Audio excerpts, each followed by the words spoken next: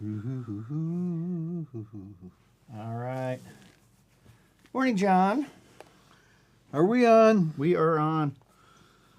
Okay, so continuing the story of leadership and the integrity in leadership, and I was struck a couple days ago with a bunch of Christians that there is this thing going on with people in the world with the news and Trump's doing this, Trump, the anti-Trump and the pro-Trump and the Yeah. the whole nation is balking against leadership. And they're looking for something, the real deal. We even have to say, hey, yeah, that's the real deal, because if someone doesn't say it, we probably wouldn't recognize it. Some of us say, there is nobody really real, really leading, really, but you know what? I think there's a contrast between the children of disobedience and the children of obedience. It talks about that in the Gospels. And the children of disobedience are the children of the precursor of disobedience, which was Adam and Eve. And it started way back in disobeying what God said, and that's gone down through the ages. And you can't say, and I'd like to say this so some people will get it and some won't, you can't say we can credit a lot of Christians today because of obedience. These people have obeyed. There's one scripture that says have obeyed the gospel, but the word obeyance or obeying the gospel really means they believed. And so, I heard a man talk about orphan people who have an orphan attitude, an orphan spirit, even though they're in a family, like the elder brother in the prodigal son parable. He was there, and he was mad that God blessed the returning son. But the father said to him, you've been with me all this time. Everything I have is yours. And you've never taken advantage of it. You've never believed in me or talked to me or got to know me all this time.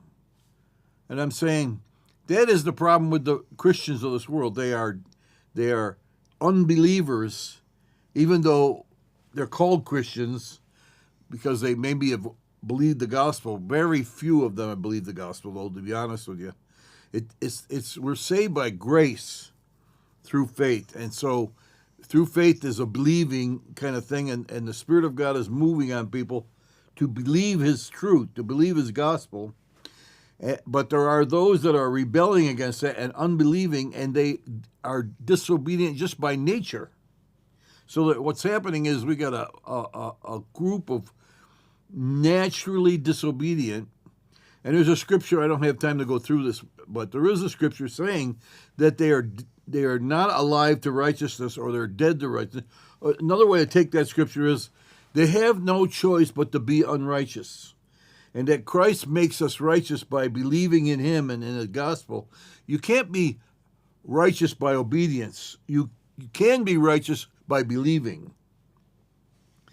So belief is extremely important in leadership. I just made a quote on Facebook.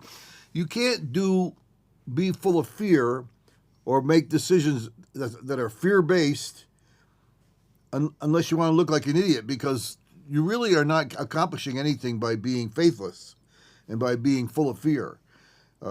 Scripture, and I think Habakkuk or whatever, it says, if you look at the wind, you won't go out and sail. If you look at the storms, you won't go here. Whatever you look at has caused fear in you, and you won't do anything. You can't be that way. You can't take the situations and the things of life and say, oh, no, it's not the right time. Our climate's not right. So many fantastic, wonderful things I've read this week that took place even though the time was not right. And look at Colonel Chicken. He's dead now, but he didn't start till he was late 60s. Late 60s became a major fast food thing, KFC. So there are decisions made regardless of what's out there, because what's out there will cause you to fear. and cause you to say, nah, I can't do it. It's not the right time. It's not the right time. Yes, there are times when you have to wait for the right time for certain business things or certain things that make sense. You have to have some wisdom about that. I understand that. But I'm talking about if you're fear-based and you're moving in fear, you're going to look like an idiot and you're going to be fruitless. I know that's the case. My wife and I were talking about this last night, about AI and stuff. I mean, obviously, I do so much stuff in AI. Oh, yeah. People are so afraid. Oh, it's crazy. It's complicated. Like I was thinking just this morning about why, whether or not like the trade is worth it and things like that. And for some people, of course, the answer is going to be yes. But then you have people who have AI foisted on them, right? So there's foisted, and then there's other people that are like, this is like the biggest blessing imaginable. Yeah. And especially anybody who's a knowledge worker. And so this is how I look at it. And again, this is just a model, but it's just something I'm starting to see that there's like two kinds of people that use AI. There's people like me, and then there's, I would say, just the vast majority of AI users. Even in like a technical field, and I'm speaking like specific of like doing software development. On one hand, the way I use it is I use it to automate what I'm doing. And I don't mean augment too. Augment is a good word, actually. So I know, other than like some super details, I know everything about how it needs to happen, right? So I can see the building of the entirety of the road.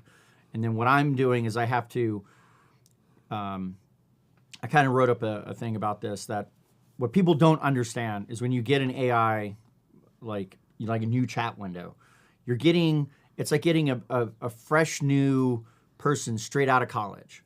They have a lot of information about a lot of different stuff, which are the elementary blocks of building something really useful, right? But they're not trained on what you're doing. They don't know anything about what you're doing. So you have to then tell them, I'm working on this. So what you're effectively doing, and like the more I've thought about this, more it's just all about automation. You have to train it, because that's exactly what you'd have to do with somebody who's new at like your company from straight out of college. They don't know anything. That's like the classic that you leave college and you don't know how to do the work. It's like, well, no one should be surprised by this, and I know everybody's like upset, but this is just like how it is in the world. They don't know your specific processes. They don't know the scope of what you're working on. So, it's way down there, and so you got to walk them down the path. Now, good organizations, they know this, so they have a training regime that kind of follows shortly behind where people are moving off into. And then when you get that person in, you can bring them up. Yeah, but if you have that luxury of having that kind of thing in your business deal and everything, it's great. But there's a lot of people that don't have a engine or something that will say, hey, go this one little step and we'll train you on into the... Some people were saying to me, I tried a little AI... Yeah. And then I saw it did something I couldn't believe. It was amazing. And then I backed up because I was afraid it would take over. Yeah, that's super weird. You know what I'm saying? So the fear, they don't understand. They don't understand. So they fear. Yeah. They fear what they don't understand, and so they pull back. And guess what's going to happen? They're going to be left behind. There's nothing. They'll be left behind. They're so far in the dust at this point. It's like electricity. Oh, that's amazing. The light goes on, but it's a little scary. I don't understand it. No electricity. Well, it's people are really stupid about this stuff, and and I'm not saying there's a lot of AI use need in the church or in Bible reading or your relationship with God. Dude, there is. But there is in study, there is in depth. Yeah. But basically not. I agree. Yeah, basically not that much. But that doesn't matter. That's not the point I'm making. The point is, if you move in fear, I don't care what it is. Like somebody's going to come to you and say, your idea. I was going to get to that. I'm much more long-winded, I think, than you. I was going to get. Let me finish my point, or my overall thing, and I'll try to speed it up. So, long story short, like you have to know certain kinds of things. Like you have to know what's happening in order to do this. So you're saying like they don't know, and I'm actually bringing up like really deep points about it. But what you're bringing up, which is the bigger truth, which is they're way back here that they don't understand that it's literally a calculator. So it'd be like you do 5 + 5, and you're like, whoa, I don't want to touch that. That's Ouija stuff. That's too far. And it's like it's just a calculator. All that what most people's experience with AI is, it's just a really, really, really large statistical computer, and it's just good.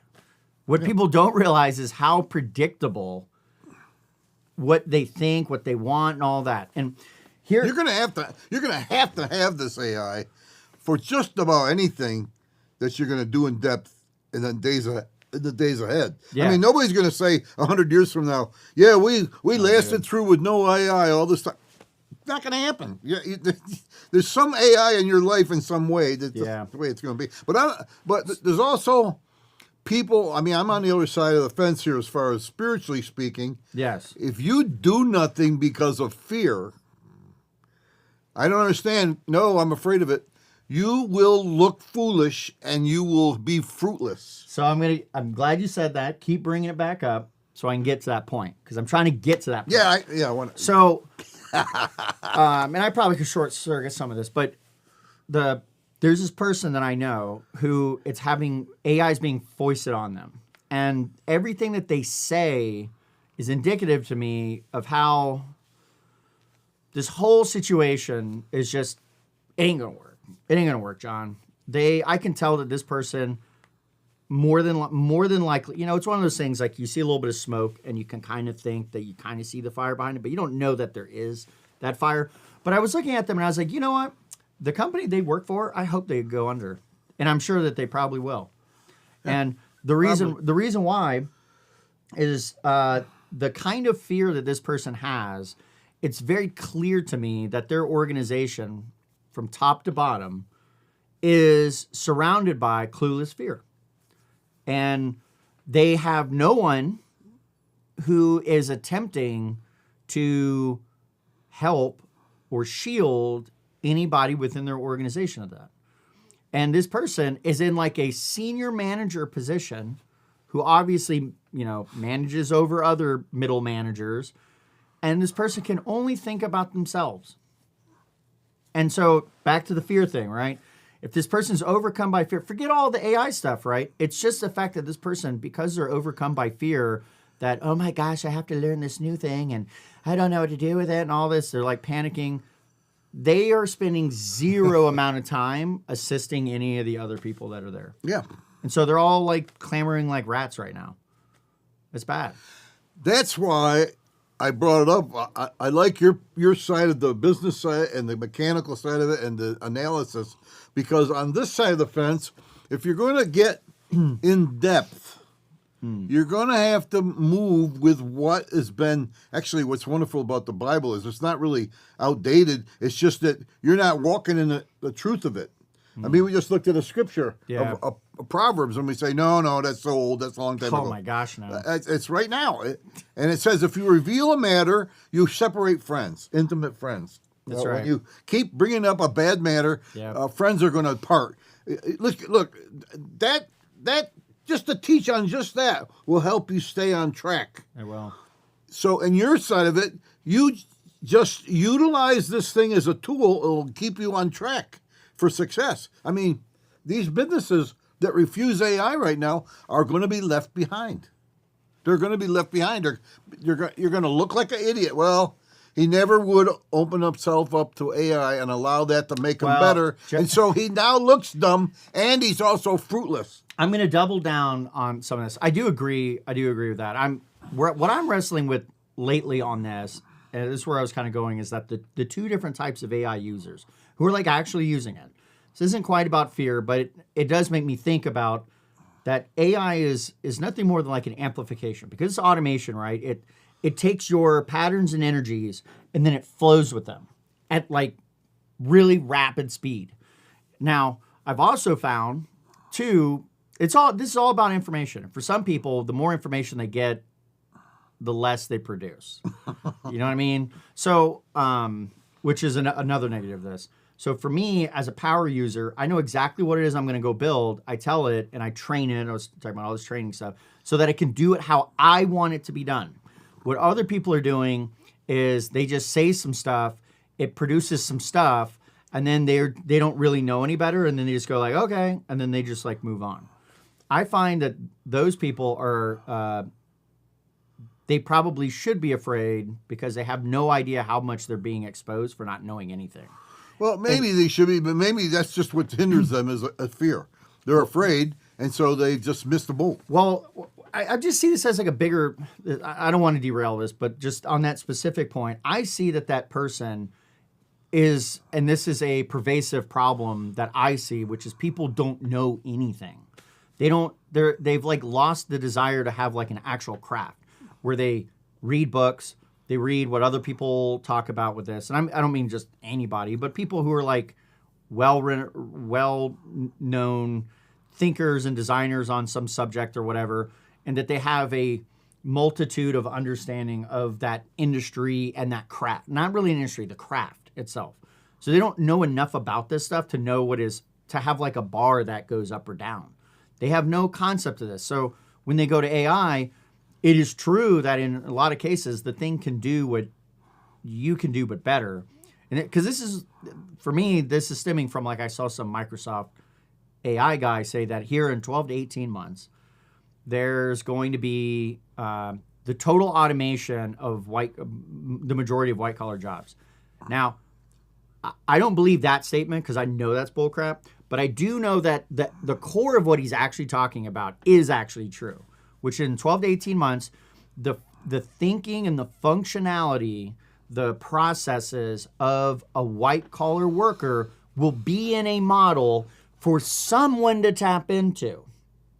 You see what I'm saying? Yep. But the only person who can tap into that, this is just my core point on this, which is, again, still slightly off topic, is the only person who's going to be able to yield that is someone who is savvy enough to yield it.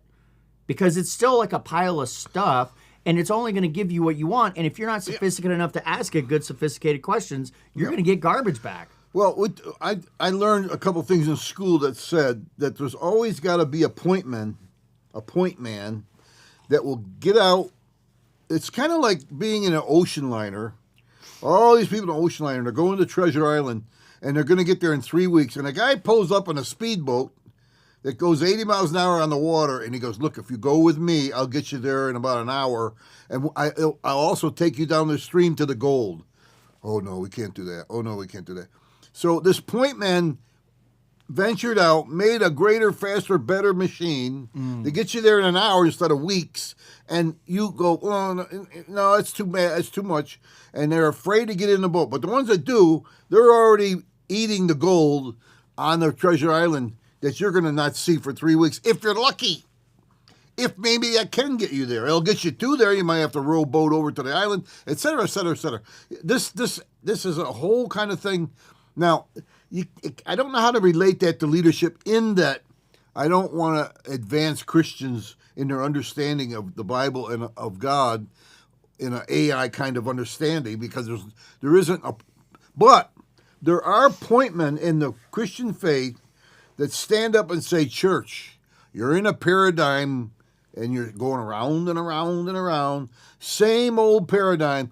Same old. You did it last week. You did it last year. You did it 10 years ago, and you're still doing it. And I broke out of that paradigm, and I'm trying to explain to you that there are more to church and to what's going on in the church that you guys don't realize because you're stuck in that paradigm. That's what a point man is, and that's what an AI is to Christianity. We're out there. I'm out there saying there's a better place to go to. There's a better thing that the Holy Spirit can do in your life, and if you'll open up to it and let Him, He will propel you into the things of God way quicker, into the understanding of the Spirit way quicker than the paradigm. In fact, you'll never get there in the paradigm. You will not get there in that same old paradigm. I know my grandmother was 82 years in the Baptist church. Same paradigm, nothing changed. And then I went in there, and I'm like, I'm a teenager. I just met Jesus, and then I'm going to get filled with the Spirit here any minute now, back in 72, 3. And I'm saying, Grandma, you did this for 80 years. I don't see the fruit. I got to get out there. So we connect with the people that are pointing the way, the quicker way, the better way. I'm not saying quicker is better all the time. I understand that. concept. This is this is complicated. But sometimes quicker is better. Sometimes I would say oftentimes quicker is better. Yeah. And so the ones that I saw, I look back in my church back in Boston, there was one lady that sat in fear and wouldn't advance and was afraid to believe, and she's still there. Well, here, She's still there in the projects. And I'm saying, wait a minute. You're the only one that didn't. The ones that went with me, I used to have a slogan on my newsletter that said, "Are you in or are you out?" This lady was out, but the people that got in, they got better job, better place to live. They advanced in life. God blessed them in many different ways, and so you have to say you're either in or you're out. Yeah. And if you're out, you're going to look stupid later, and you're not going to bear fruit. I'll definitely say that I don't really respect a lot of outsider viewpoints, and they usually don't. They don't usually know enough. Sometimes it's good to get like a refreshing view. Somebody comes in, sees what's going on. Yeah. But you can only take that so seriously because momentary look at something is not something over time. It also doesn't have like historical precedent that like an understanding of culture.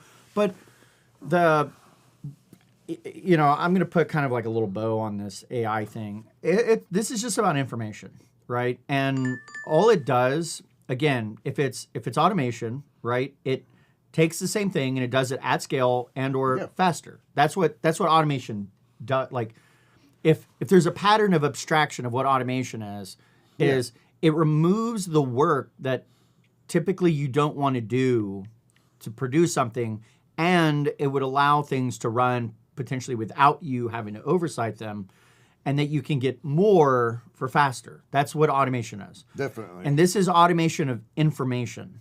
And so what that means is it can do information actions at scale for you. Now, that's all it can do. It can't do anything more than that. And it's really important because people already have a problem with information, that they don't know how to handle information. They also don't know how to discern on information, which is really the argument I was making earlier, is about discernment. They also consume too much of it. And so the problem that AI is not going to solve is the consumption of more information. Even the scripture talks about that. It's not. You never come to the knowledge of truth. You never get a hold of the real truth. Because you got all kinds of sense and all kinds of stuff, ever learning, it says, but never coming to the knowledge of truth. It's the same thing. I would agree. So I was thinking, like, while you were talking earlier, I was thinking, like, that I could build, I've built some really cutting edge user interfaces in the last, like, 6 months or so. And I did a demo yesterday, just like ad hoc. Was it yesterday, day before? And I was explaining to people that this is a really big deal, what I'm showing you. I don't think anybody got it. Because it was just like kind of too simple. It's just, I was like, hey, it's just, I plugged our system into this chat window. The chat window is like it's just like a regular chat window, just a regular Claude or whatever. There's nothing special about it. So all I did was just create a line connecting the two together. And then I just type help. That thing, and then I wrote a prompt, to be fair, like a simple prompt saying, if somebody asks for help, you need to call this thing over here. And that's just to really heavily encourage the AI to make one exactly right choice 99% of the time. So anyways, when it calls that function, it's explained about the system structurally, how to navigate the system, that it's structured this way and it's done like this. And so a normal path might be, list these things, list these over here, describe them, and then like run and execute based on what you need. So it's just this idea that you take this really wide, shallow stuff and you narrow down into the few points that you need. So instead of giving this thing all of the information at once, which, by the way, everybody who's in this field right now is doing that, and they're stupid. I just got to say, they're really missing the boat here. So anyways, I did that, and then I put one or two other kind of things about the thing. This thing goes back, when I type help, it comes back, reads this system, and because of the prompting, I made sure to tell it, don't talk about the internals of the system. They don't care about that. They care about like what it does, right? So then it came back, and it gave me a list of the major things within the system, and then like what the system's purpose is and like how it is to be utilized. I didn't write any of that stuff. I wrote stuff that used it as a reference. I then showed people, I don't really know what you're talking about. It then rewrote it in a more simplified understanding so that at that point it could remove even further more of the technical jargon out of it and then bring it in as simple. I could tell it, rewrite this help statement in like so simple that it's like Mary had a little lamb, and he could go and do it. So long story short, I just showed creating interactive user interfaces that now imagine reading a help document, but that help document can change in real time based on your actual understanding and then drive you to the point of understanding. But you know what it requires, John? Someone to care. You know what I mean? Like you have to want to know, but it will reach you at any level you want. So it could be small, like you could be really bad, but by the end of it, you go down all the pathways. How do you feel about that? What do you mean? I just, as a pastor, I'm thinking that's how I feel about people that won't step up Yes. to the plate and won't get a hold of the things I'm sharing, and they don't want it. They don't care. At the end of the day, so what I revealed was at some point, this is going to be figured out by people because no one's figured out. I know now that I'm like way bleeding edge on this stuff because I've got the Lego blocks. So now I can add Lego blocks on that no one can see. That is the future. Imagine reading a book where the book changes based on your intelligent level.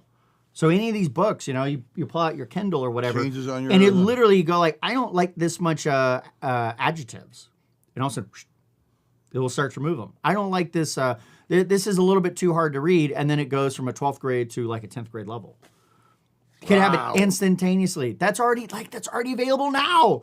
This is just gold everywhere to scoop up for people who want to that build would this be stuff. an amazing book. You tell them, you say, yeah, I want to read the book, but less adjectives or less emphasis, less this, less that. So now, or more of this or more of that. Exactly. So now let me get back to the point because we're talking about the Bible, and so you were saying this, and I was thinking about this at like instant speed. This all this context to get back to this point.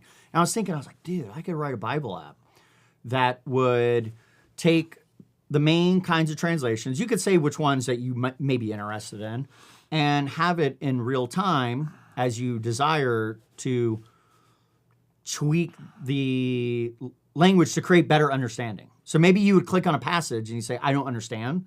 And it would keep bringing, it could either bring other translations in, or it could use those translations, because what AI is good at, and I know you know this, it's really good at understanding text.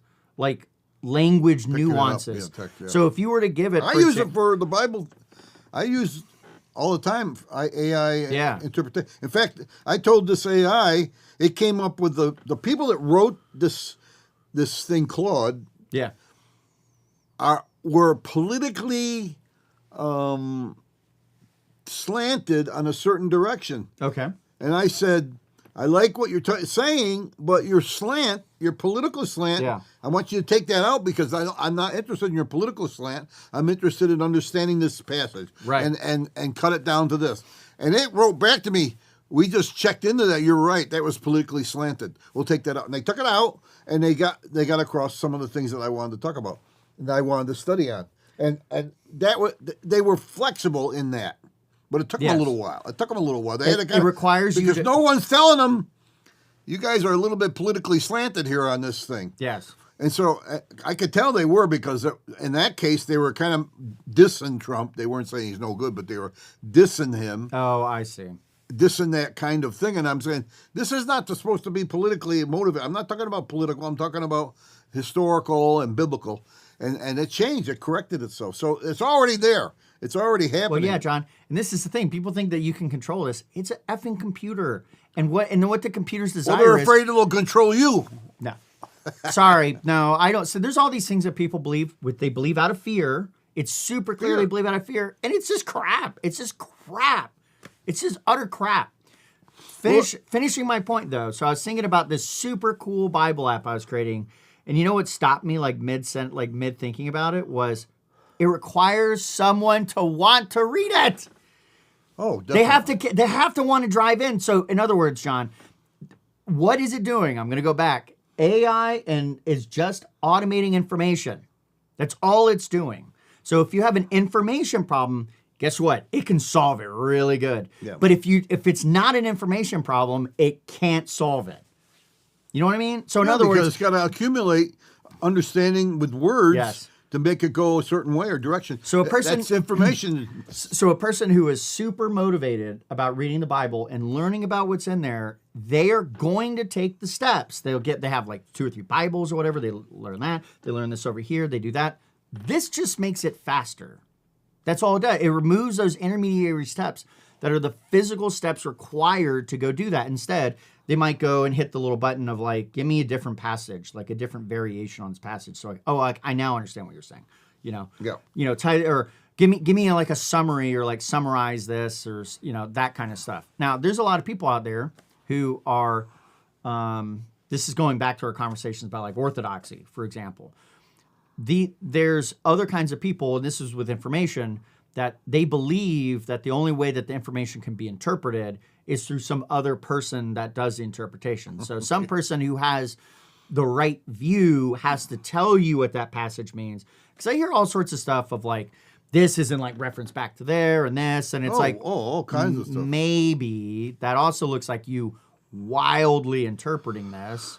I have so many things and thoughts about that. I like that you're bringing this up because This all just like, this is the information. even handling. theologians have real big trouble with 1 Corinthians 11, where it's talking about covering of the women and the order of God, Christ, man, women, children. They have an order in there, and yet you can't violate the order. But what about culturally? If culturally they diss women and hate women, what are you going to do about that? And now today we don't recognize. In fact, some people think that they should take Jesus out of that Jewish thing and put him in America and let him be an American Jesus because they get rid of all that Jewish stuff. And they don't understand that the beginning of God wanting to rescue creation, he did it there where man was, and he worked in Abraham to do it.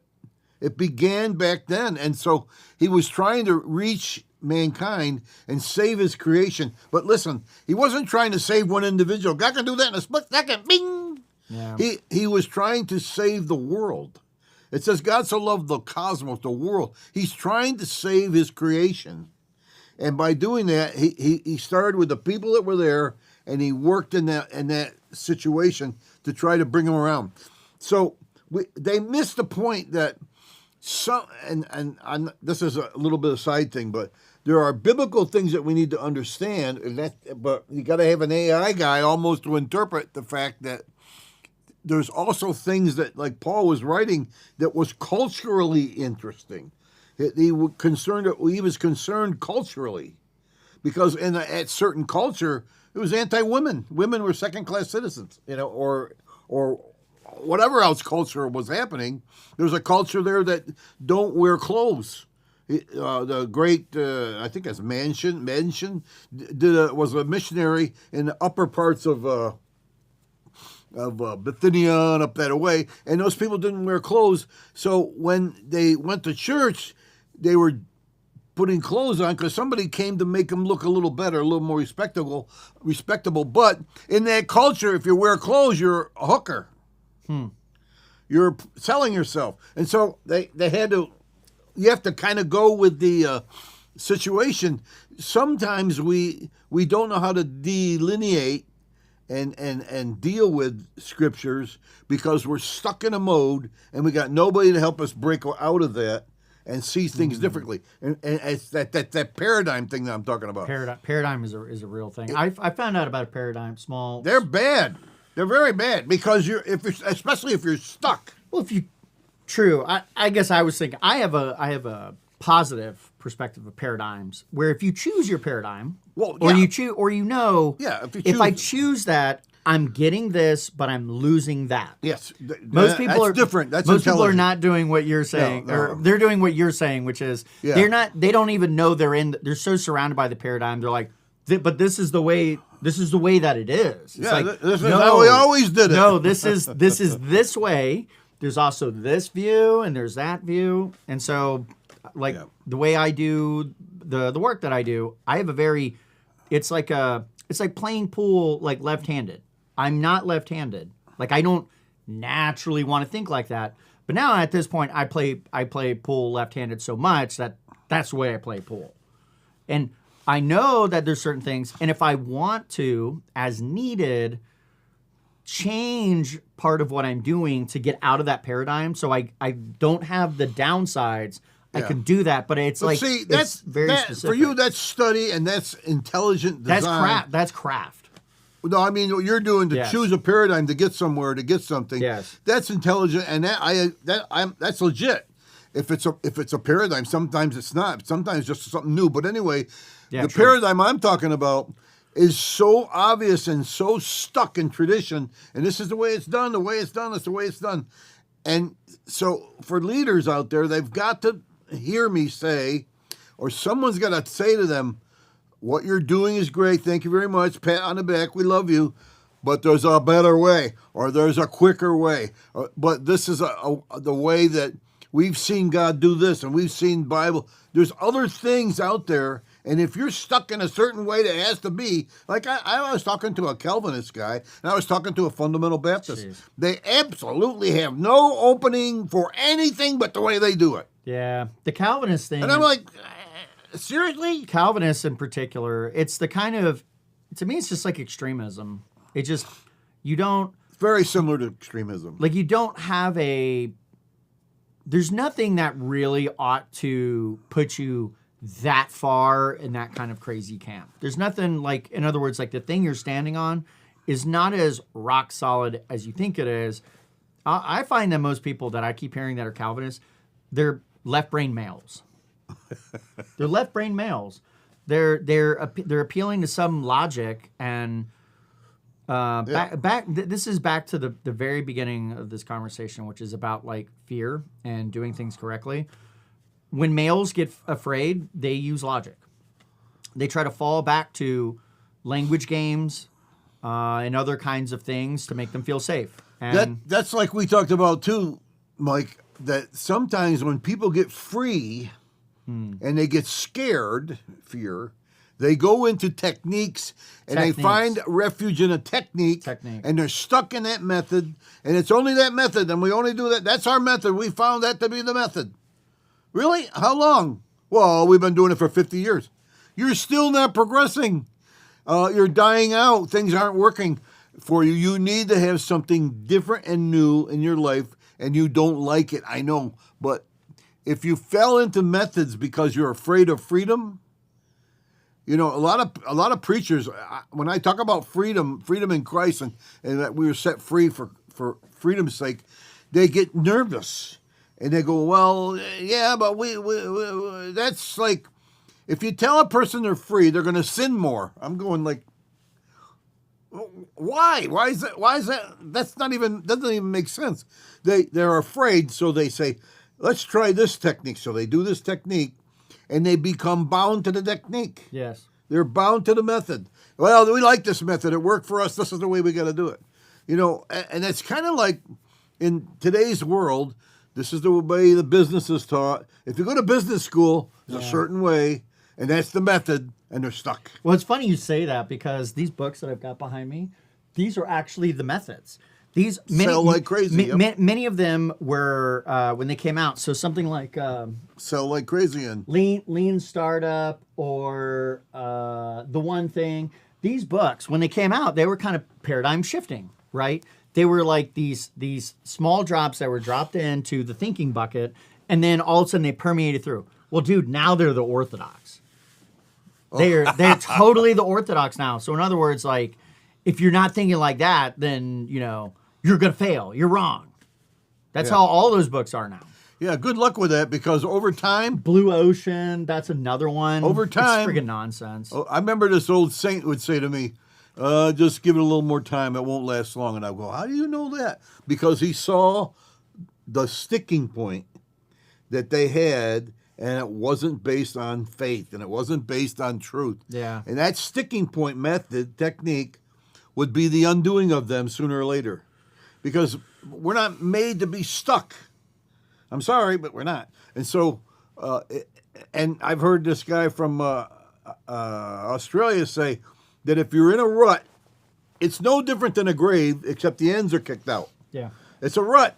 And so I want to encourage leaders and leadership to find that ability to be willing, at least, if not totally open, but at least willing to let someone that's a point man, someone that's spiritual, someone that's been around a little bit to say, look, I'm trying to share with you something greater or better than what you've talked about or where you're at. I call them point men because they point to a way that the grass is greener over there. Yes, it is. And they don't like those people that are, the grass is greener on the other side, so you always say that. Well, the grass is greener on some sides. Yeah. You know? We have to be able to be willing to say that. And the reason why a cow, it's interesting, if you take all the fences away, the cow stays on his lane, he knows where the grass is. He just, oh, no, I don't care about the fence. I got to eat the grass that's here. So you put the fence up in case they stray, but when you take the fence down, they're afraid to go past where that fence was because they're stuck in a mode. I can give you all kinds of examples. It's just Well, if we want to go there, the pretty much the most accepted best way to run cattle now is basically to treat them as though they're prey and pretend to be a wolf, and basically you have to constantly move them and constantly pressure them, and then all of a sudden you get amazing results.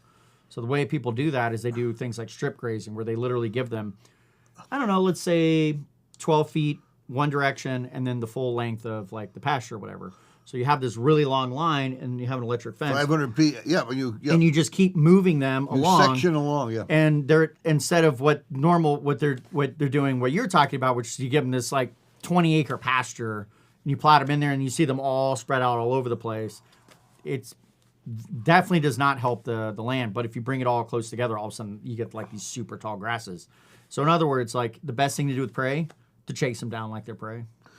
And if you let them in that section long enough, they'll starve. Oh yeah. And there's And grass right over there. So you take up the fence and they go where the grass is. Yeah. I mean, come on. But it's a struggle because people don't like to be said, I'm in a paradigm, but you're in a paradigm that keeps you stuck. What do I mean by paradigm? Like, I call it the Baptist paradigm, but it could be the Methodist or the Presbyterian. Doesn't matter. Yeah, you got one man. He's in charge. He gives you a sermon. You hear it. Clap, clap, sing, sing. Bye. See you next week. Same thing. Year after year after year after year. Yeah, and it's not just Baptism. I mean, that's why I didn't really understand it the first year you brought this up. Because that's not just Baptist. That's like That's like almost all of them. It could be any of those churches. Yeah, it's not a name church. In fact, some of the most bound churches that claim we're free, we're charismatic, we're a free church, are bound by unwritten ritual. Well, yeah, of course. It's not written down, but their mind is, no, this is where we're at. This is where we stay. And I'm like, you don't have it all written down like the Methodist, Catholics, Presbyterian, whatever. Yes. But it's unwritten, and you're still hung up by that. So it's just amazing. Yeah, those other types, Orthodox types, they have it written down. It's very explicit. And and then you talk about it. Then they have the names. To me, this stuff drives me crazy because then they start talking about they talk about these names. I'm like, point in the Bible where any of those names exist. When they can't. Well, what does that mean? Some dude named that at some point in time. Some dude. And the reason why that matters is because once you've named it and you've coined the thing, it starts to grow a new life that is a conceptual thing beyond even what the thing was.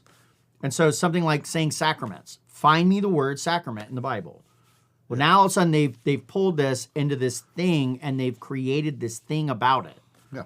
And they turn it into this monstrous thing. And so I know people that they say all this kind of religious stuff or whatever. To me, it's religious stuff. It's like when it says, it's like psycho stuff. Oh, well, we're doing this method, so we're the Methodists, okay? But then they go, well, since we're the first in town, we're the first Methodists. Could you tell me, have you ever seen a church that said the last Methodists? Doesn't make any sense. Or the last Baptist church? I could see someone doing that, but they would never do the 10th, the 3rd. Yeah, they do the first. I don't think I've ever seen the second Baptist church. I could see last, though. That could make sense. I could see creating that because you're just saying, the final Baptist or whatever. Yeah, the last Baptist That makes sense, but definitely not second. It'd be a blessing if it is the last because you guys have been stuck like that for a long time, and you need to get out of it. But so we have to encourage leaders. Have got to be. We talked about this a long time ago. They got to be with it. They got to be in touch with the world. They got to be in touch with what's going on, because they have to understand that there's other things out there that are of God that you need to be understanding, to be open to, because you become bound in your own mind, and you're stuck in a paradigm. You're stuck in a certain kind of religion, and you don't see. And then, by the way, when the Spirit does move, we condemn it. Oh, that's weird. They're weird. Those people got all kinds of churches condemned Toronto when that broke out, when God broke out in Toronto, or in Pensacola, or broke out in Kansas City, or broke out in Florida, or broke out in California. And the church went against it because that is not the way we do it, and that's not acceptable. And I remember when I was a hippie, we went into a church filled with the Spirit and excited. I had bell bottoms on, a long beard, long hair, and they were like, absolutely not. You can't be that way. You can't do that and love Jesus. If you love Jesus, get a haircut, get a shave, put on some decent clothes, and we'll accept you. Yeah. Well, it's funny. As you were saying this, I was thinking, because I like to coin things. So I'm gonna point the finger when somebody says sacraments, because I like to coin things too. But this is just management, dude. This behavior that you're talking about is managing. So in other words, like, imagine you own a company, and I'm trying to think of like a sufficiently super simple business. You're selling candy bars for the school or something, right? The process is a kid, you give them a box, they walk to a house, they say the spiel, they then take the money, they then write their name down, and then at some point, maybe at the end of the week or whatever, they bring the money and the name list to the school. That's it. That's the process. How a manager fits into this is they go, that's not how we do it. They go, no, you're not allowed to take up Facebook advertising to go and sell the candy bars. I don't care if you've made 10 times the number of sales.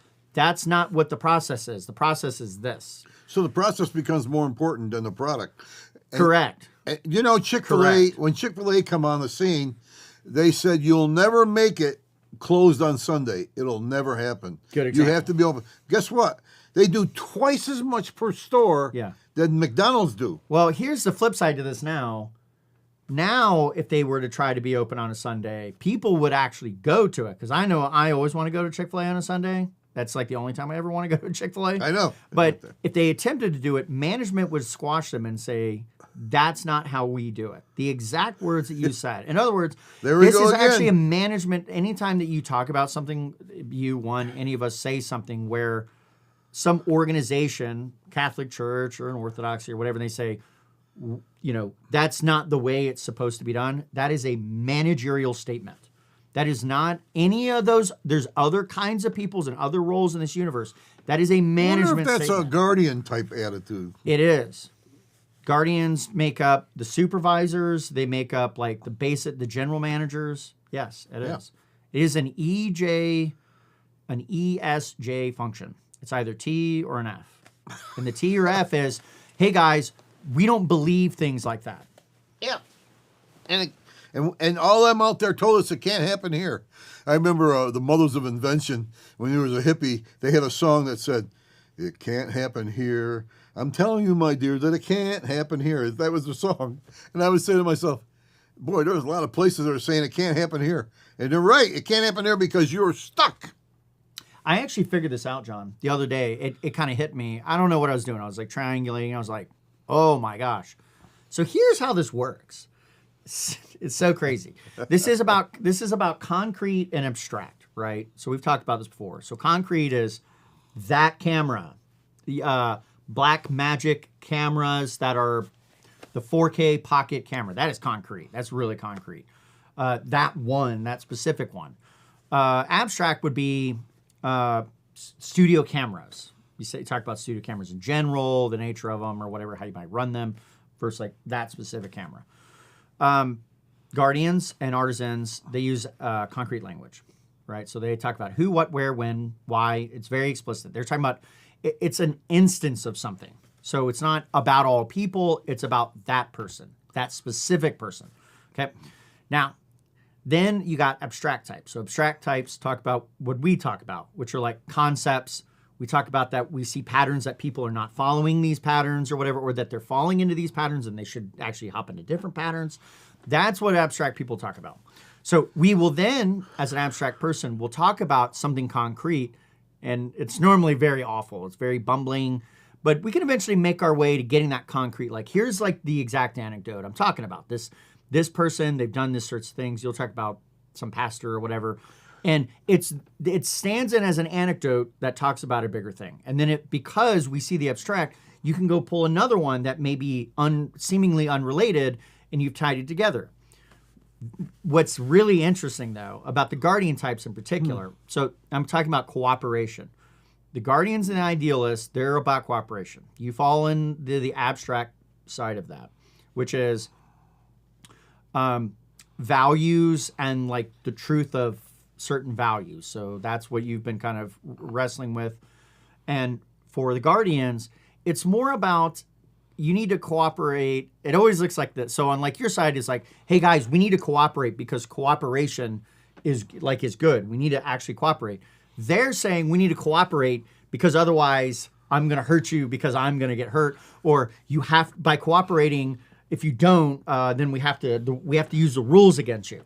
But it's always, it's like a kind of a dark side. It's kind of, you see what I'm saying, right? So here's the point that I ran into now that I've got the context. What I realized is what they're doing is they see something that you do and they think like something like a guardian, they see something concrete and they interpret it into an abstract, which is different than you're understanding the abstract and then you're tying it into the concrete. So they mislabel stuff all the time and they misinterpret it because they're not actually focused on understanding what the abstract is. They just see that is a misalignment with what they've got going on by the behavior, but they're misunderstanding the behavior. So I heard a concept, and I think it's true now. You're talking about these different personalities. Churches take on the character of the pastor, and they take on of course they do. The leader. The leader kind of forms and shapes that group to a certain degree, and not a lot, not always 100%, but nevertheless, if you don't have somebody that's not a guardian, chances are he probably won't be one that ventures out into the abstract or into the thing that we don't know because he's afraid and he likes to keep order. That's very interesting because it depends on the kind of leader. You know, sometimes really we can just say the leader would not move. Well, hold on, pause. It gets slightly more complicated. I'm going to tweak that so slightly. The guardians take on the characteristics of their owners and the people who are like the dominant influences throughout their life. So for example, I tend to not like guardians who are peers or potentially older than me because you can't argue your way through the proverbial gates in the street. That's not how it works. But if you are the king, you love the guards. You see what I'm saying? Like, you love the guards because they work for you. So you say, go over there, and they're like, yes, sir. And you're like, man, I love that. Yeah. Now, but they can, here's the thing. But they can't be the king. They can, well, see, that's correct. They're not of a kingly nature, but they can contend. So here's what it is. They embody. They can continue the good stuff. Here's what it is, right? So I'm putting together the metaphor to tie this all together. So you got the king. The king says, only people who are wearing purple are allowed to come in through these doors.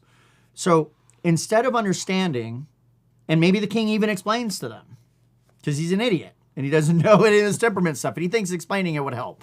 The reason why we do that is because those people, with this badge or whatever, they signify that they're part of the kingly court or something like that.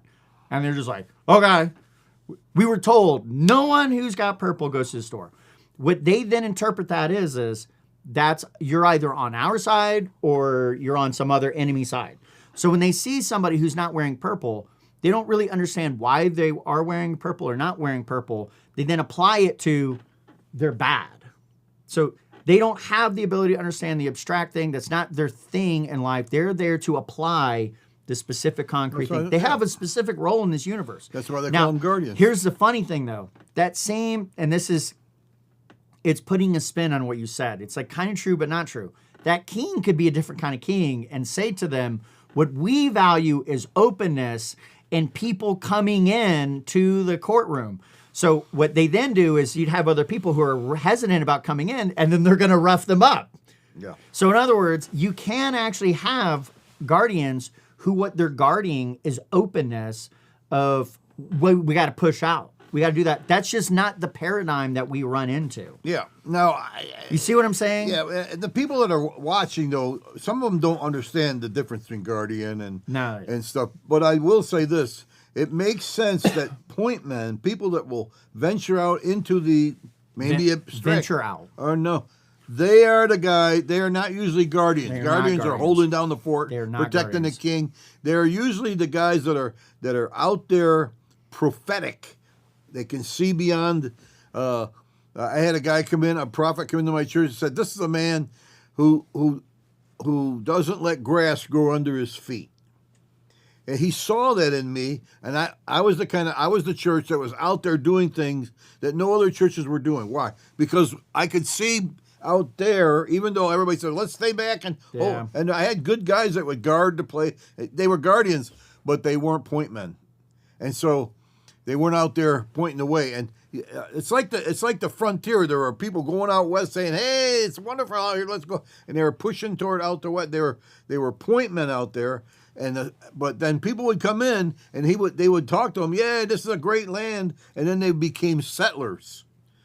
And the guy that was the Settlers. point man would go, "No, we're not here to settle. Yeah. We're here to move on." Yeah.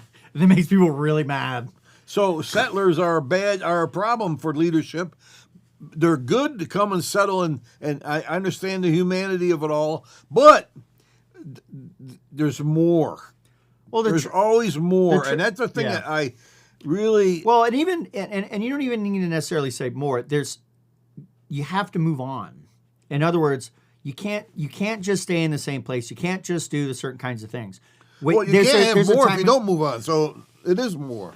Well, I guess you could say that. I guess I'm stuck on the word more means like, you mean this isn't good enough, and it's like, but No, it it's could good. be temporal. So for example, Yeah. you move into this proverbial valley, and it's like, hey, we're gonna build some stuff here, but don't get too comfortable because at some point in time, it's gonna make sense that we're not here anymore. Right. And Or- once we do that, so for example, guardians are gonna resist that and go like, our grandfathers have been here our entire life, and it's Yeah. like, you don't understand. The Nazis with tanks are rolling through like right now. If we don't leave here, you're not going to be a grandfather for no one. And those people are settlers. That is a settler. They like to be there and settle. We're settled now. Oh, just settled now. There's more. They are- You got to move on. And the prophetic people will say there's more. And I'm on the prophetic side saying, for churches, especially stuck in the rut paradigm, Yeah. there's more. Here's the way I would describe it, John. And you think about how maybe it makes sense to you. I see it as I'm responsible for this group. It is my duty to see what is needed. And by needed, that there's a lot to the word needed. So just allow me to have this Yeah, that's a asterisk shepherd. here. That's a shepherd. So you look at it and you go, shepherd's a good way to describe it. And you go, I'm looking at what's going on. So it could be you look out there and you go, hey, if we go over that valley or over this ridge here, it's much better. There's more flat land or whatever. It's more fertile or whatever. And you then realize that these people don't want to do that. So you have to come up with all these ways and methods to get them to move. That's why methodology, it's useful, but it doesn't work all the time. It's specific. The tools are specific for the case at hand. But I would also say that like getting somebody to move, I wouldn't necessarily move them necessarily more. It might be like, hey, we've exhausted this. And it's like, you're not understanding that it's like, I've done the math, given time, weeks or months or even maybe a year or two, like this isn't going to work and we're going to have problems. We have to move over here. And so I don't really see it as necessarily like a more thing in the sense of like, I know this is really good, but it would just be better if we had more. Like, I don't really see it like that. I see it much more no, of like, no, it's just that I think we're made to be moving on, to be moving. we definitely are. Paul we are, said, John. "I would that all men would prophesy." Why? Because we're speaking forth what is to come. We're prophesying something greater, better, different on the road, down the road, and that's the type of person that's not a settler. He doesn't want us people to be settled. He wants, because we in our nature, those that settle and get stuck into a paradigm like my grandparents, 80 years in the church, they never wanted for anything else different, and they never got anything different. They never progressed in their walk, or they just were Gordon and Faith Trimble, farmer, seamstress, and that was the end of their life. That's how they ended up being, and that's great. But he could have been so much more. Yeah. And so I think that, at least in my nature, it's not enough to get to square 7 because there's 8. You know what I mean? That's the way I think. Yeah. Well, we made it to 8. Well, yeah, but there's 9. Yeah. And so I don't mean more in that it makes bad what we got. I mean more in that there's more. You are not a be-all, end-all. You didn't find a way. You're not achieved. You haven't attained. Paul says, I don't consider I've attained. He was greatly revealed visions. But he said, but I press on. Yeah, I see. Let me add more to that, because you're right. Actually, a good point about this. Like, another way I would interpret what you're saying there. It's things like you're clearly spelling out things like you're making it really simple, which is good. You're spelling out things like if you settle, you stay at 6 is real good. 6 is real good. You're going to stagnate. You actually can't stay at 6. You're going to hit 6, not grow, and you're going to die. So if you don't, and that doesn't necessarily mean in the sense of the water is going to run out and the grass is no longer going to grow. It just means that, like, if you're not continuing to progress, it's like these people that don't want to like work on their craft. Dude, you're like 40 years old. You're like given high responsibility, and you're like not attempting to work on, like, it's a non sequitur to me. You really need to get out of the way and allow that vacuum to pull up people who are way more motivated. I used to get, like, way back in the day, I used to think like it didn't make any sense that you could have like 20 and 30-year-old executives. Totally makes sense to me now. Yeah. It actually makes more sense to me than 40, 50, 60-year-old executives. Not that they couldn't be more powerful, because in theory they should be ridiculously competitive in the sense that in their capability of power. But the reality is the reason why you can't have these 20, 30-year-old executives is because they're hungry to learn what has actually happened and actually do change and actually take action, because they haven't settled. And at some point you do hit this point, and or you can, where people will hit this point and they're just like, it's just where I'm going to be, and I'm now old. It's like, dude, you're 38. 30. I've heard my parents say that. They said I remember they were 39 years old, and they turned to me and they said they were old. I was like, what? You're crazy. And then like 10 years later, they said that. I was like, you're like 49. You're not old. Move on. They look old. They look older than you, John. And they're not. They're not even close. These people have to move on. It may be true in all the empirical knowledge that you only get to 7, and the fact that you went from 1 to 7 is wonderful. But there's an 8, and I don't care who you are, what anybody says. Looking at a bird there, there is an 8. Yeah. And some people say, well, we got this far and we're done. Thank you very much. Okay, but there's another step. I need to take on what you're talking about. I'm realizing now I should totally adopt this mindset. This is a good mindset to continue to raise standards and bars. And I don't say it's a huge thing and it's going to challenge us so bad that we'll get discouraged. It might just be a small level, a next step. It's challenging. Yeah, and challenge is good for people. And you don't get there by wishing intelligence, obedience. You get there by faith. You get there by saying, we can do this. We're going to go there. That's faith. We believe. We can do this and we can go there. You must believe. Oh, you do. That's funny because, yeah, you're right. In order to do challenges, you have to have a belief. And I would say that if you settle at that point, you need no belief. You're in a rut. You might get in a rut, and that's bad because it's kind of like a grave. And so I want to encourage leaders to step ahead, move on. Don't be afraid about it because it's not. It's like, is God going to be there if we do that? Yeah, that's the point I'm making. God's going to be there. Yeah. For us spiritually, I'm speaking. But If you're you got to try to continue to move towards, and it may require, by the way, getting off track. Actually, it may seem like it. well, no, I mean there may be a better, more faster path, but unless you your can't, track, yeah. you can't actually get to that anyways, because that's a theoretical argument, right? That it's like in theory there's a straight path, but the reality is in theory it should work. Yeah, in theory you should be able to do the straight path.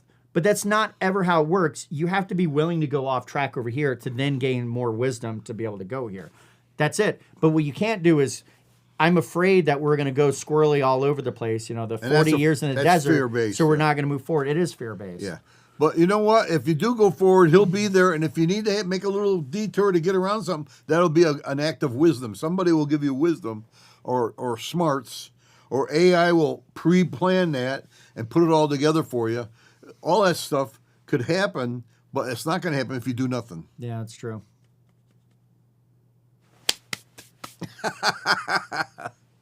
Until next week. Yeah. That's a good one. That's a good wrap up on that. This is a good one. It's a good likes, comments, shares. Be encouraged. You just woke up at 9:20. You're wiping the crust out of your eyes. You're looking at Facebook, and then we just say like, share, and comment. That's the first thing you see. That's it. All right.